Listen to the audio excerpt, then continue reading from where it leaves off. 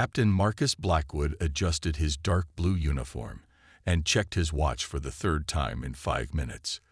The morning sun streamed through the tall windows of the courthouse, creating long shadows across the marble floor. Marcus had been a royal guard for 15 years and had protected kings, queens, and prime ministers through countless important events. He had stood guard during royal weddings, state dinners, and even a few assassination attempts. But today felt different. Today he was assigned to protect someone in a regular courtroom instead of a palace. The assignment had come directly from his superior officer, Commander Harrison, who had looked unusually serious when he handed Marcus the briefing papers. A wealthy businessman named Harold Pemberton was on trial for tax evasion, and someone had been sending him death threats. The threats were serious enough that the court had requested Royal Guard protection during the trial. Marcus thought it was strange that they needed a Royal Guard for a simple tax case, but orders were orders. As Marcus walked through the courthouse corridors, he noticed how different it felt from the grand palaces he usually worked in. The walls were plain white, instead of decorated with gold and paintings. The floors were simple tile instead of polished marble. Regular people in ordinary clothes walked past him, instead of diplomats in expensive suits. He felt oddly out of place in his formal uniform among all these normal citizens. Courtroom 7 was larger than Marcus had expected. Wooden benches filled with people stretched back from the front where the judge would sit. A large American flag hung on one side of the room, and a state flag on the other. The witness stand looked small and lonely next to the judge's tall bench. Marcus positioned himself in the corner where he could see everyone who entered or left the room. Harold Pemberton arrived exactly at 9 o'clock, surrounded by 3 expensive lawyers in perfectly pressed suits. He was a tall man in his 50s with gray hair and cold blue eyes. Marcus watched as Pemberton walked to his table with confident steps, like a man who had never worried about anything in his life. The businessman barely glanced at the people in the gallery who were there to watch his trial. He sat down and whispered something to his lead lawyer that made the man smile and nod. The people filling the benches were a mix of curious citizens, reporters, and what looked like friends or family of people involved in the case. Marcus studied each face carefully, looking for anything that seemed wrong or dangerous. An elderly woman in the front row caught his attention. She had silver hair and kind eyes, but she kept glancing nervously at Pemberton. Marcus made a mental note to keep an eye on her. Judge Patricia Thornfield entered the courtroom at exactly 9:15. She was a woman in her 60s with short brown hair and a serious expression. Marcus had done his research and knew she had been a judge for over 20 years, with a reputation for being fair but tough. She carried herself with the authority of someone who had seen every kind of case and criminal that could walk through her courtroom doors. As the judge took her seat, she picked up her wooden gavel and tapped it once on the sound block. The room fell silent immediately. Marcus noticed that her hands were steady and her voice was clear when she called the court to order.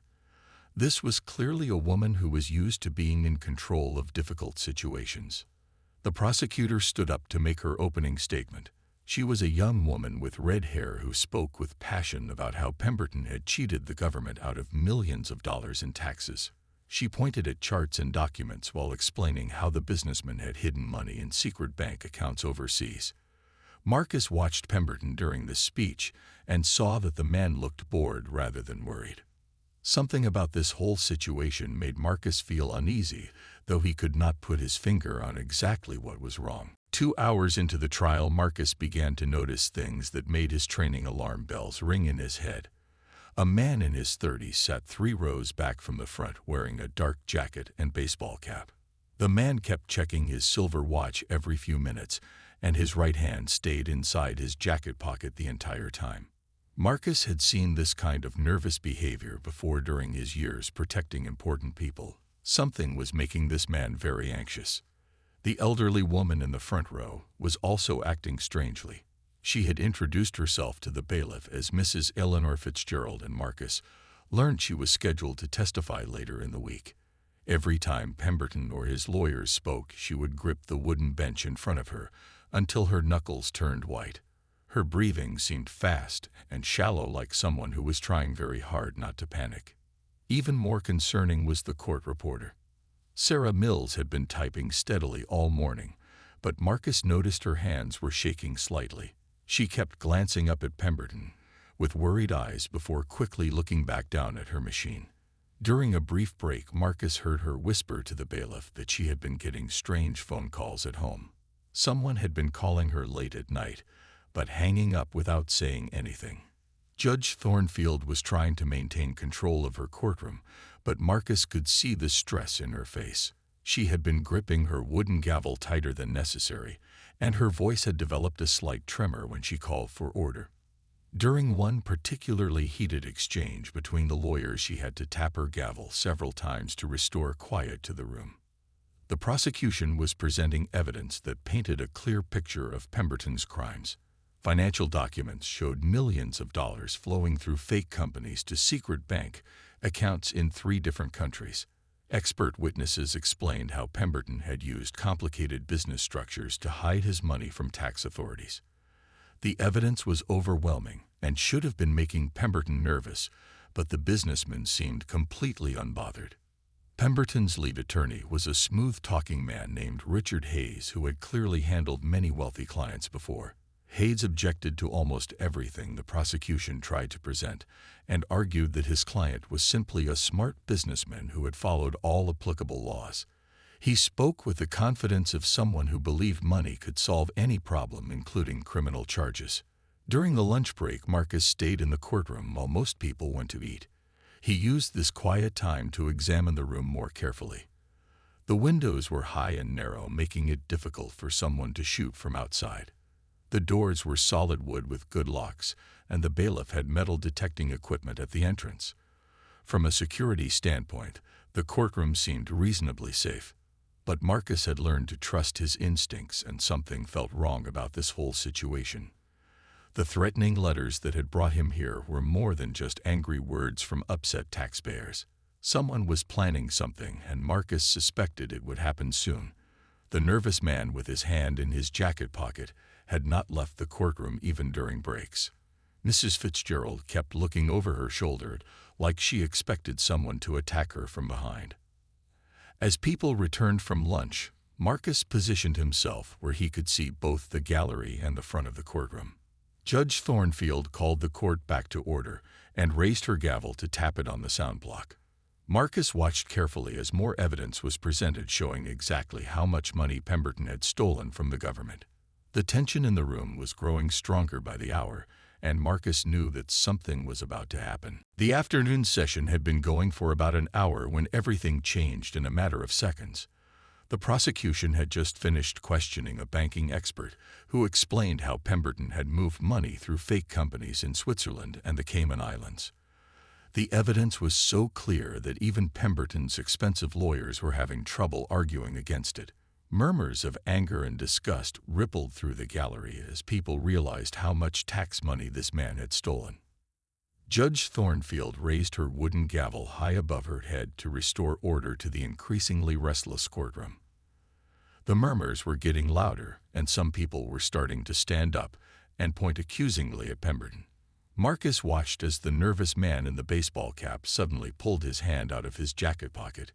In his palm was a small black device about the size of a garage door opener with a single red button on top. Marcus felt his heart rate spike as his training kicked into high gear. He had seen devices like this before during his years protecting royalty from terrorist threats. It could be a detonator for a bomb or a signal device to trigger some kind of planned attack.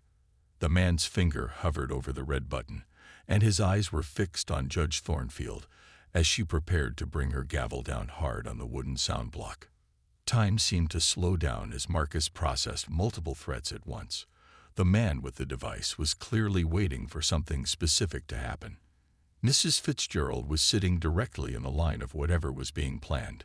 The judge was about to bang her gavel with unusual force because the crowd was getting louder and more angry. Something terrible was about to happen, and Marcus had only seconds to figure out what it was. Judge Thornfield brought the gavel down with a sharp crack that echoed through the courtroom. At that exact moment, the nervous man pressed the red button on his device.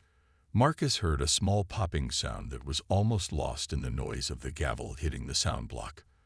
But then something went horribly wrong with the judge's gavel itself. The wooden head of the gavel separated from its handle with explosive force. The heavy piece of carved wood flew through the air, spinning end over end like a missile. Marcus realized with horror that it was heading directly toward Mrs. Fitzgerald, who was sitting in the front row, completely unaware of the danger racing toward her head at high speed. The elderly woman was looking down at some papers in her lap and had no idea that a chunk of wood was about to strike her in the head with enough force to cause serious injury or even death. The courtroom erupted in screams and shouts as other people began to realize what was happening. Some dove under benches for cover, while others stood frozen in shock. Marcus saw the trajectory of the flying gavel head and calculated that he had maybe 2 seconds to act before it struck Mrs. Fitzgerald. Without thinking about his own safety, he launched himself forward from his position in the corner. His 15 years of training had prepared him for moments like this, when split-second decisions meant the difference between life and death. The bailiff was reaching for his weapon, but he was too far away and too slow to help. Pemberton's lawyers were diving under their table. The court reporter had stopped typing and was staring in horror at the wooden projectile spinning through the air. Judge Thornfield stood with her mouth open, holding the broken handle of her gavel, while the dangerous part of it flew toward an innocent witness. Marcus vaulted over the wooden railing that separated the gallery from the court area in one smooth motion. He had practiced similar moves during his training, but never in a real-life emergency with so many people watching and screaming. His eyes stayed locked on the spinning piece of wood as he calculated its speed and direction. The mysterious man with the remote device was already moving toward the exit door, taking advantage of the chaos to disappear before anyone could identify him or ask questions about his role in what had just happened. Marcus moved with the speed and precision that had made him one of the best royal guards in the service. As his feet hit the floor on the other side of the railing, he was already calculating angles and timing in his mind. The wooden gavel head was spinning through the air at tremendous speed, heading directly for Mrs. Fitzgerald, who still had not looked up from her papers. Years of protecting important people had taught Marcus to move without hesitation when lives were at stake. He had once tackled a man with a knife who was running toward the Queen during a public ceremony.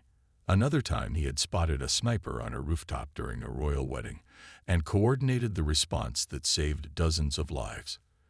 But this situation was different because he was completely alone and had no backup. The courtroom had descended into chaos around him. People were screaming and diving for cover behind benches and under tables. The bailiff was shouting orders, but his voice was lost in the noise. Some people were trying to run toward the exits, while others seemed frozen in place, unable to process what was happening in front of them. Marcus stretched out his right arm as he ran, knowing he would have only one chance to intercept the flying piece of wood before it struck the elderly woman. His fingers spread wide as he tracked the spinning object through the air. The gavel head was about the size of a small hammer and made of solid oak that could easily crack someone's skull if it hit them at this speed. Mrs. Fitzgerald finally looked up from her papers, just as Marcus reached her row of seats. Her eyes went wide with terror as she saw the wooden projectile spinning toward her face. She tried to lean backward, but there was not enough time, and she was trapped between the bench and the people sitting behind her who were also trying to get out of the way. Marcus dove forward with his arm extended, reaching for the exact spot where his training told him the gavel head would be in the next split second. He had done similar calculations hundreds of times during practice sessions, but never with real stakes this high. If he missed, Mrs. Fitzgerald would likely be killed or seriously injured right in front of everyone. The wooden missile was only inches away from the woman's head when Marcus' fingers made contact with it. The impact sent a sharp pain up his arm and into his shoulder, but he held on tight. His forward momentum carried him into Mrs. Fitzgerald, knocking her safely backward into the people behind her, just as the gavel head would have struck her in the forehead. For a moment, the courtroom fell completely silent as everyone tried to understand what had just happened. Marcus found himself on the floor next to Mrs. Fitzgerald, holding the wooden gavel head in his right hand. His wrist throbbed with pain, but nothing seemed to be broken. The elderly woman was breathing heavily and staring at him with a mixture of gratitude and shock. Then the silence was broken by an explosion of voices as everyone began talking at once. People were shouting questions and pointing at Marcus and Mrs. Fitzgerald. Someone yelled for a doctor, while another person demanded to know what had caused the gavel to break apart like that. The bailiff was trying to restore order, but his voice could barely be heard over the chaos. Judge Thornfield stood at her bench, holding the broken handle of her gavel with a look of complete bewilderment on her face. She had been a judge for over 20 years and had never seen anything like this happen in her courtroom. Her hands were shaking as she tried to understand how her gavel had become a dangerous weapon. Marcus helped Mrs. Fitzgerald sit up while keeping the wooden gavel head as evidence. His training told him that this had not been an accident and that someone had deliberately sabotaged the judge's gavel to turn it into a weapon. The timing had been too perfect, and the mysterious man with the remote device could not be a coincidence. Marcus held the wooden gavel head firmly in his hand as he helped Mrs. Fitzgerald to her feet. The elderly woman was shaking, but appeared to be uninjured thanks to his quick action. Around them, the courtroom continued to buzz with excited voices as people tried to understand what they had just witnessed. Many had pulled out their phones and were recording videos or taking pictures of the scene. The bailiff finally managed to restore some order by shouting for everyone to remain in their seats. Judge Thornfield set down the broken gavel handle and called for an immediate recess while she tried to figure out what had happened to her courtroom. Her face was pale, and her hands trembled slightly as she spoke to the bailiff about securing the scene. Marcus kept his eyes moving around the room looking for the man with the remote device, but he had vanished completely during the chaos. The exit door that Marcus had seen him moving toward was now closed, and there was no sign of him anywhere in the courtroom. This confirmed Marcus' suspicion that the man had been involved in whatever had caused the gavel to break apart so violently. Mrs. Fitzgerald clutched Marcus' arm with both hands as she tried to steady herself. Her voice was weak and shaky when she spoke, but her words were clear enough for him to understand. She thanked him for saving her life and told him that she had been receiving threatening phone calls for the past 2 weeks. Someone had been warning her not to testify in Pemberton's trial. This information made Marcus even more suspicious about what had just happened. The timing was too perfect to be a coincidence. Someone had sabotaged Judge Thornfield's gavel and timed its destruction to coincide with a moment when the wooden head would fly directly toward the key witness in the case. This was not an accident, but a carefully planned assassination attempt. Harold Pemberton and his lawyers were huddled together at their table, whispering urgently among themselves. Marcus noticed that Pemberton looked more surprised than upset about what had happened. Either he was a very good actor, or he genuinely had not expected his gavel to turn into a weapon. But Marcus knew that wealthy criminals often hired other people to do their dirty work so they could maintain plausible deniability. The court reporter had stopped her machine and was staring at Marcus with wide eyes. She seemed to be in shock from witnessing such a dramatic and dangerous event in what should have been a routine legal proceeding. Several people in the gallery were openly weeping from the stress and fear of thinking they had almost watched someone get killed. Marcus examined the wooden gavel head more closely while keeping it away from other people who might want to touch it. What he saw made his blood run cold. The wood where it had separated from the handle was not a clean break that might happen from normal wear and tear. Instead, there were tiny holes that looked like they had been drilled deliberately to weaken the connection between the head and handle. Someone had sabotaged this gavel by drilling small holes that would be almost invisible to casual inspection, but would cause the head to separate from the handle when struck with sufficient force. The remote device that the mysterious man had been carrying must have triggered some kind of small explosive charge or mechanism that finished the job of separating the two pieces at exactly the right moment. Judge Thornfield approached Marcus and Mrs. Fitzgerald with the bailiff close behind her. The judge asked Marcus to explain exactly what he had seen and done during the incident. Marcus gave her a quick summary while being careful not to mention his suspicions about sabotage until he could examine the evidence more thoroughly. The judge decided to clear the courtroom immediately and call for a full investigation. She instructed the bailiff to take statements from everyone who had witnessed the event and to preserve the broken gavel as evidence. Marcus volunteered to stay and help with the investigation, since his training had prepared him to handle exactly this kind of situation.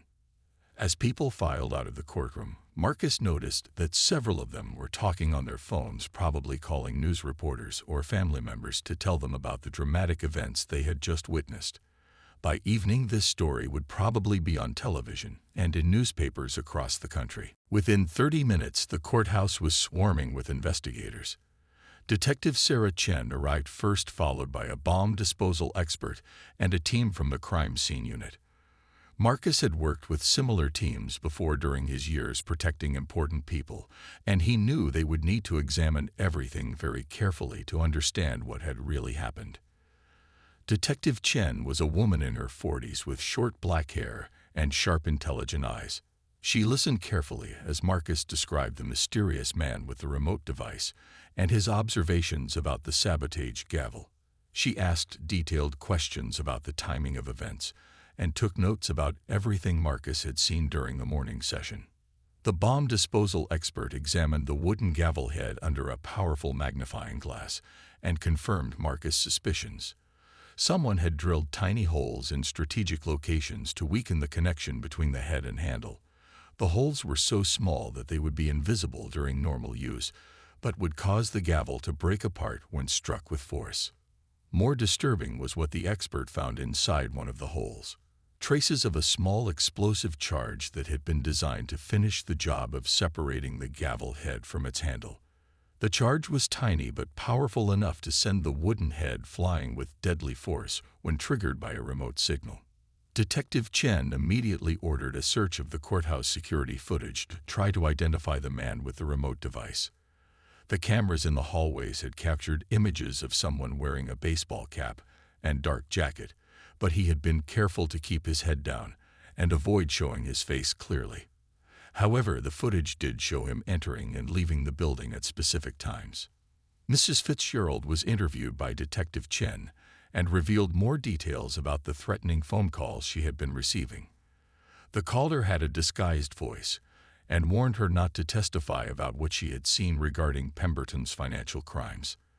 The calls always came late at night, and the person seemed to know details about her daily routine that made her very frightened. The investigation team also discovered that someone had broken into Judge Thornfield's chambers the night before the incident. The security guard who worked the overnight shift admitted that he had fallen asleep for about an hour around 3 in the morning. During that time, someone had picked the lock on the judge's door and replaced her regular gavel with the sabotaged version. This revelation meant that the attack had been planned well in advance by someone with detailed knowledge of the courthouse layout and security procedures. The person responsible had access to sophisticated lock-picking tools and knew exactly when the security guard would be vulnerable to falling asleep on duty. Harold Pemberton was questioned by Detective Chen, but he denied any knowledge of the plot to hurt Mrs. Fitzgerald. His lawyers claimed that their client was as shocked as everyone else by what had happened in the courtroom. However, Detective Chen noted that Pemberton did not seem particularly upset about the attempt to kill the key witness against him. The court reporter Sarah Mills provided another important clue when she told investigators about the strange phone calls she had been receiving at her home. Someone had been calling her late at night and hanging up without speaking. The calls had started about 2 weeks ago, around the same time that Mrs. Fitzgerald began receiving her threatening messages. Detective Chen realized that whoever was behind this plot had been gathering information about multiple people involved in the trial. They knew about the security guard's schedule, the layout of the judge's chambers, and the personal phone numbers of both the key witness and the court reporter. This suggested either an inside job or someone with extensive resources for gathering intelligence. The forensics team found fingerprints on both the original gavel handle and the sabotage replacement. Most of the prints belonged to Judge Thornfield as expected, but there were also prints from at least 2 other people who had handled the gavel recently. Running these prints through the database would take several hours, but might provide the breakthrough needed to identify the person responsible. Marcus stayed at the courthouse until late in the evening helping with the investigation and providing security for Mrs. Fitzgerald, who was too frightened to go home alone. He knew that whoever had tried to kill her once might try again, and he was determined to make sure she stayed safe until the criminals were caught. The next morning brought a major breakthrough in the investigation. The fingerprints found on the sabotaged gavel had been run through the national database overnight, and the results shocked everyone involved in the case. The prints did not belong to any known criminal or associate of Harold Pemberton. Instead, they matched someone who worked right inside the courthouse itself. Thomas Hartwell was a 55-year-old man who had been the maintenance supervisor at the courthouse for over 20 years. He was responsible for cleaning and maintaining all the courtrooms, including Judge Thornfield's chambers. Everyone who worked at the courthouse knew Tom as a quiet, friendly man who took pride in keeping the building in perfect condition. The idea that he could be involved in an assassination plot seemed impossible to believe. Detective Chen and Marcus went to find Hartwell at his small office in the basement of the courthouse. They found him sitting at his desk, looking through work orders for repairs that needed to be done around the building. When Detective Chen showed him the fingerprint results, his face went completely white, and his hands began to shake uncontrollably. At first, Hartwell tried to deny any involvement in the plot against Mrs. Fitzgerald. He claimed that his fingerprints were on the gavel because he cleaned Judge Thornfield's chambers every night as part of his regular duties. But when Detective Chen explained about the tiny drill holes and the explosive charge, his resistance collapsed completely. Tom Hartwell broke down in tears and confessed to everything. He told Detective Chen and Marcus that a man had approached him 6 weeks ago with an offer of $50,000 to help with what he called a simple prank. The man claimed he wanted to embarrass Judge Thornfield during an important trial by making her gavel break at a dramatic moment. The maintenance supervisor explained that his 22-year-old daughter, Lisa, had been diagnosed with a rare form of cancer and needed expensive medical treatments that his insurance would not cover. The $50,000 would have been enough to pay for the treatments that could save her life. The man who hired him had seemed to know about his daughter's condition and had specifically targeted him because of his desperate need for money. Hartwell described the man who had hired him as being in his 30s with brown hair and expensive clothes. The man had paid him $25,000 up front and promised the rest when the job was completed. He had provided detailed instructions about how to drill the tiny holes in the gavel and where to place the small explosive device that would be triggered by a remote signal. The maintenance supervisor had been told that the prank would happen during a boring tax case and that nobody would be hurt.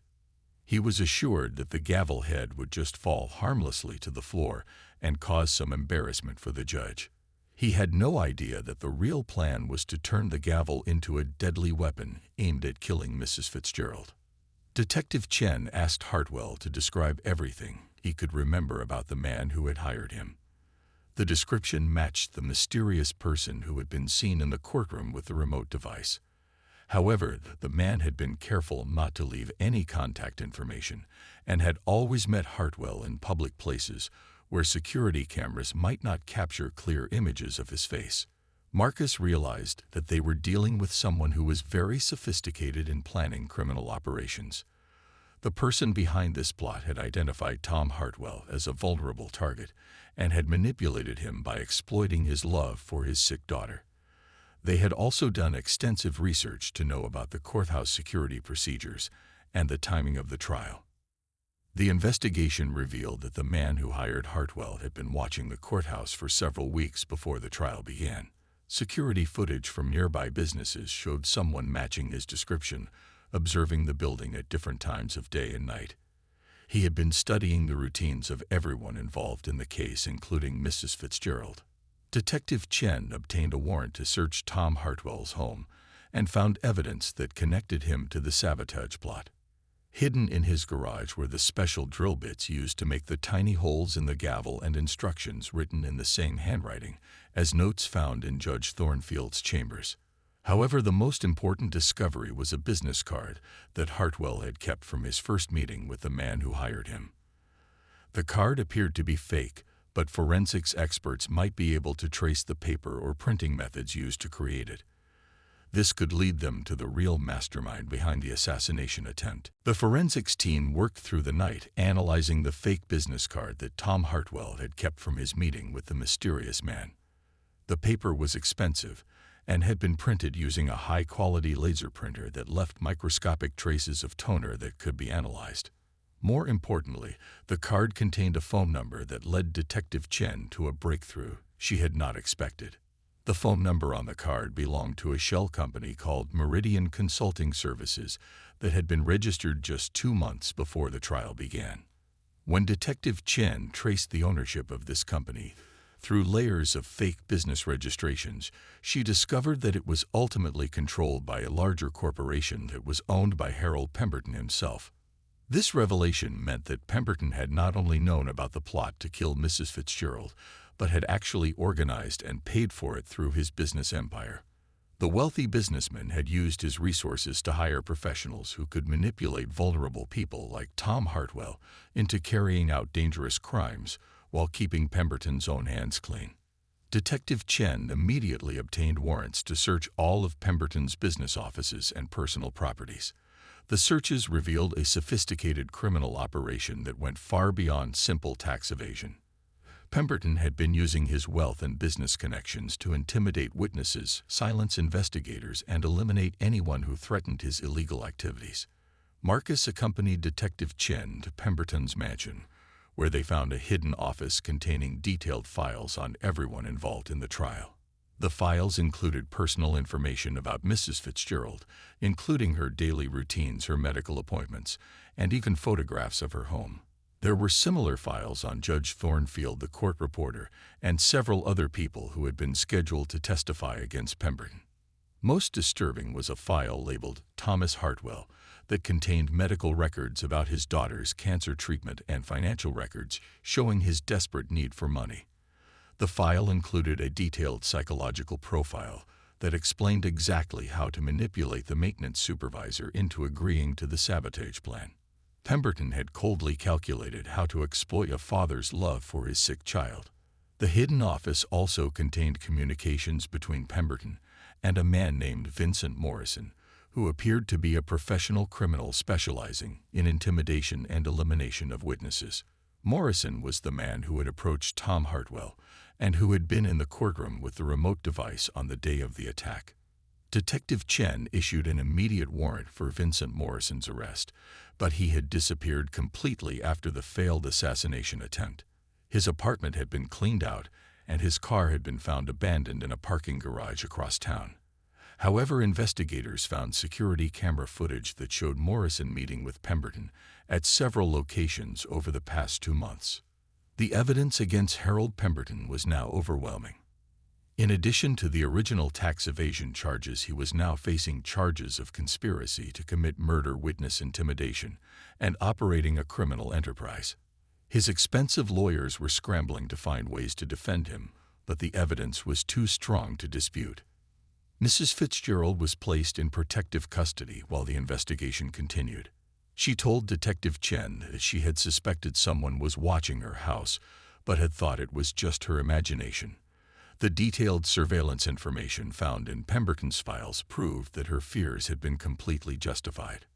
Tom Hartwell agreed to cooperate fully with the investigation in exchange for a reduced sentence. He provided detailed information about his meetings with Vincent Morrison and helped investigators understand how the sabotage plan had been carried out. The maintenance supervisor was clearly a victim who had been manipulated rather than a willing criminal. The medical treatments for Hartwell's daughter became a priority for Detective Chen, who arranged for a victims fund to help pay for the expensive cancer treatments. The maintenance supervisor had been driven to crime by desperation and love for his child, and Chen wanted to make sure that his cooperation would result in his daughter getting the medical care she needed. Marcus felt a mixture of satisfaction and sadness as the investigation reached its conclusion. The assassination plot had been solved, and the people responsible would face justice. However, he knew that Tom Hartwell would always carry the guilt of knowing that his actions had nearly resulted in Mrs. Fitzgerald's death, even though he had been deceived about the true nature of the plan. 3 weeks after the dramatic events in Courtroom 7, Judge Patricia Thornfield called the court back into session with a new gavel and a renewed sense of purpose.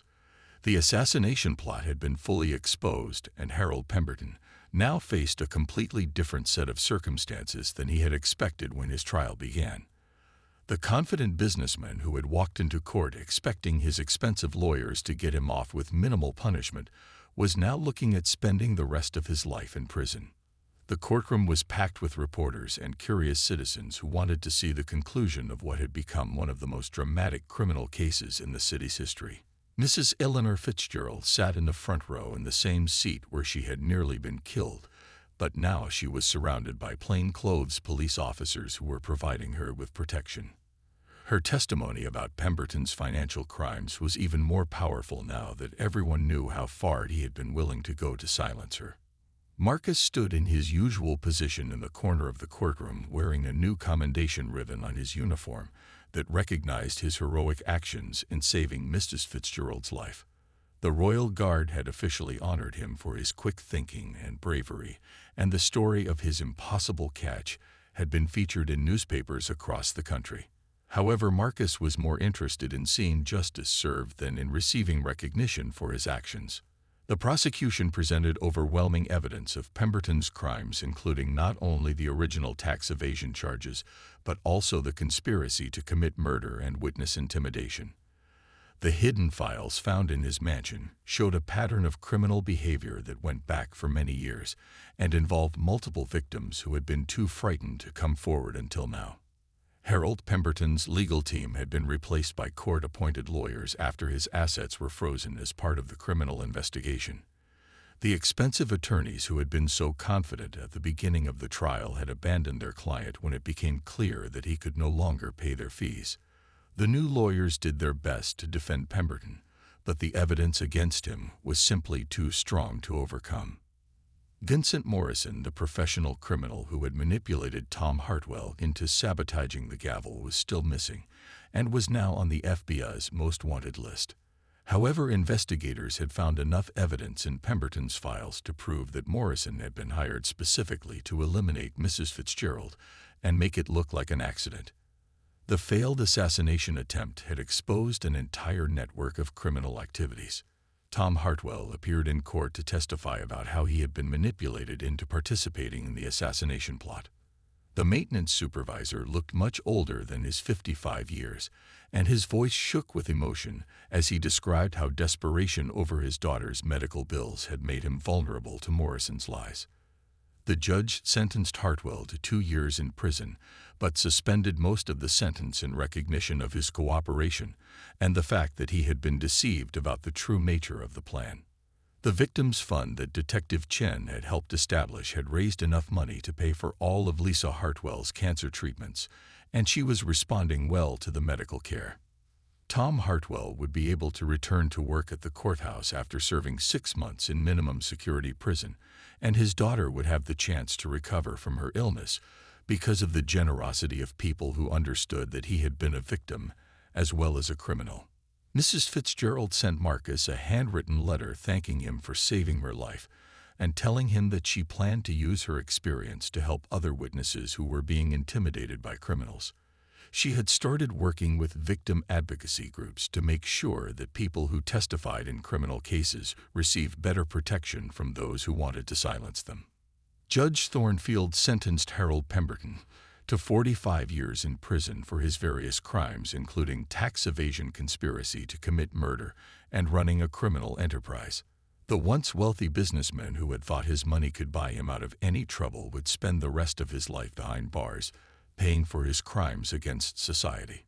Marcus returned to his regular duties protecting members of the royal family, but he would always remember the day when his training and quick reflexes had saved an innocent woman's life in a most unexpected place.